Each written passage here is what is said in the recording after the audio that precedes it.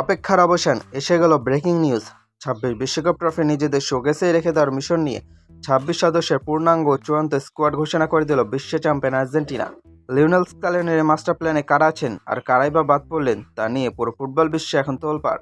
এক নজরে দেখে নেওয়া যাক স্কোয়াডটা গোলপোস্টের নিচে যথারীতি বাস পাখি, এমিলিয়ানো মার্টিনেজ, সাথে রুলি আর হুয়ান মুসো।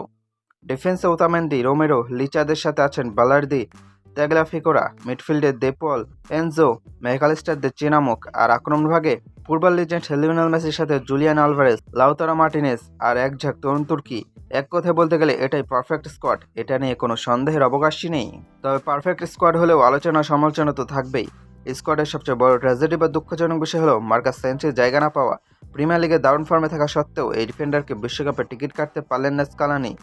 কিন্তু কেন সেন্সি বাদ পড়লেন এর পেছনে রয়েছে নিখুঁত ট্যাকটিক্যাল হিসাব। স্কালোনি মূলত লেফট ফুটেড সেন্ট্রাল ব্যাক বা বাম্পায়ার ডিফেন্ডার খুঁজছিলেন, আর সেই পজিশনে ব্যাকআপ হিসেবে অলরেডি দলে আছেন ম্যানচেস্টার ইউনাইটেডের দ্য বুচার, লিসান্দ্রো মার্টিনেজ এবং ফাকুন্দো মেদিনা।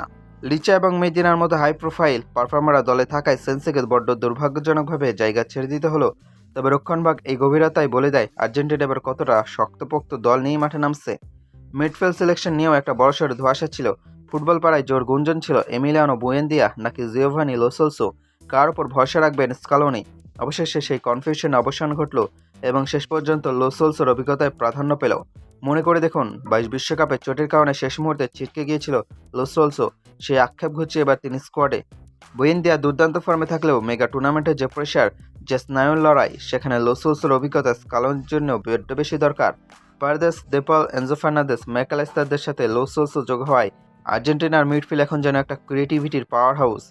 এবার আসা যাক আসল জায়গায়, attacking line up. Lionel Messi নিজের শেষ বিশ্বকাপে ম্যাজিক দেখানোর জন্য প্রস্তুত।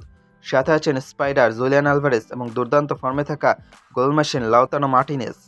কিন্তু এই দলের ভালো করার জন্য একটা বড় শর্ত আছে। মেসি এবং আলভারেজের পাশাপাশি অ্যাটাক থেকে যদি আরেকজন খেলোয়াড় ঠিকঠাক জ্বলে উঠতে পারেন, সেটা হতে পারে নিকো গঞ্জালেস কিংবা তরুণ নিকো পাস, তাহলে প্রতিপক্ষের রক্ষণভাগ স্রেফ খড়কুটোর মতো উড়ে যাবে।